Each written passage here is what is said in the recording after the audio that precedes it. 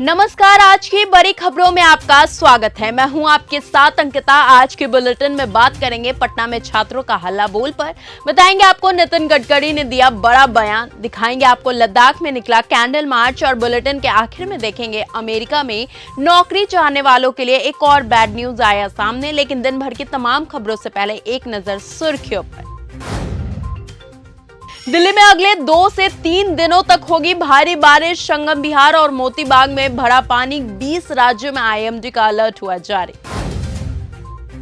मथुरा में कन्हैया के जन्मोत्सव पर आसमान में भी होगा कृष्णमय, 500 ड्रोन दिखाएंगे कृष्ण लीला। फर्जी खबरों के खिलाफ सीजेपी प्रवक्ता सौरभ दास ने की याचिका दर्ज, 2 करोड़ हर्जाना मांगा। पटना में छात्रों का हल्ला बोल, राजभवन की ओर मार्च कर रहे प्रदर्शनकारियों को हिरासत में लिया जा रहा। बिहार की राजधानी पटना में छात्रों का विरोध प्रदर्शन हो रहा है। 7वीं बीपीएससी परीक्षा रद्द कराने की मांग को लेकर गांधी मैदान से राजभवन की ओर मार्च करते समय पुलिस और छात्र आमने सामने आ गए। इस दौरान छात्रा बैरिकेड तोड़कर आगे बढ़ गए। एक छात्रा ने आगे आकर कहा कि बीजेपी सरकार हमसे निजी दुश्मनी निकाल रही है। जाति जनगणना में ओबीसी कैटेगरी क्यों नहीं, राहुल गांधी और खड़गे ने पीएम मोदी को लिखी चिट्ठी। जनगणना में जातियों की गिनती में एससी एसटी से अलग ओबीसी कैटेगरी की अलग गणना न होने को लेकर कांग्रेस ने सरकार पर गंभीर सवाल दागे हैं। राहुल गांधी की ओर से मल्लिकार्जुन खड़गे ने प्रधानमंत्री को पत्र लिखा है। बहुत काम कर लिया, अब नई पीढ़ी को मौका मिले, नितिन गडकरी ने दिया बड़ा बयान। बहुत काम कर लिया, अब नई पीढ़ी को मौका मिले, नितिन गडकरी ने ऐसा क्यों कहा? केंद्रीय मंत्री नितिन गडकरी ने हाल ही में कुछ ऐसा कहा है कि जिसके बाद उनके संन्यास की अटकलें लगने लगी हैं। उन्होंने कहा है कि अब नई पीढ़ी को मौका देना चाहिए। मायावती का बड़ा ऐलान, बसपा अकेले ही यूपी और उत्तराखंड समेत 3 राज्यों में लड़ेगी चुनाव। बसपा सुप्रीमो मायावती ने यूपी, उत्तराखंड और पंजाब में अकेले ही चुनाव में लड़ने का फैसला ले लिया है।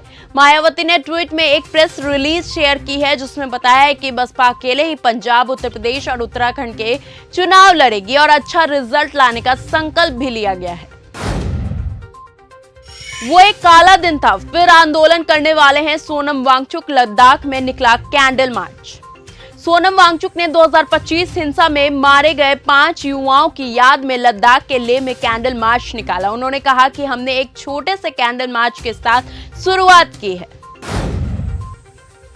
हमारे पास 28 लाख टन का स्टॉक है। यूपी में चीनी की कमी पर बोले सीएम योगी आदित्यनाथ। देश में चीनी की कीमतों में अचानक आए भारी उछाल को लेकर लोगों में घबराहट बढ़ गई है। वहीं सरकार का कहना है कि देश में चीनी की कोई कमी नहीं है। अगले कुछ दिनों में कीमतों में कमी आने की उम्मीद बताई जा रही है।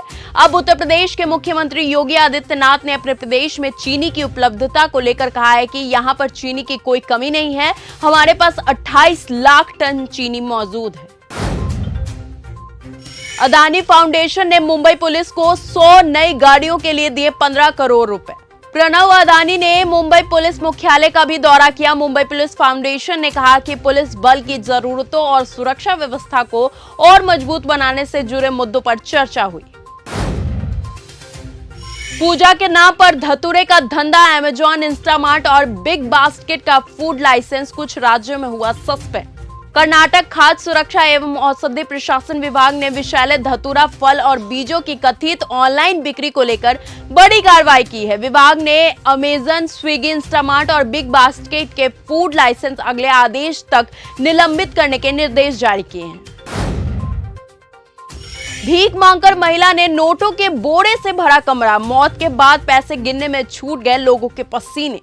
कर्नाटक में मांझा के गुथलू इलाके में भीख मांगकर गुजारा करने वाली एक बुजुर्ग महिला की वृद्धावस्था संबंधी बीमारी के कारण मृत्यु हो गई। मृतक बुजुर्ग महिला का नाम हूर था। वो 68 साल की थी। उसके मरने के बाद जब मृतक के घर की तलाशी ली गई तो नकदी से भरे कई बोरे मिले हैं। 30 से ज्यादा बोरे में भरे पैसे मिले हैं जिसमें लगभग 8.40 लाख रुपए बताए जा रहे हैं।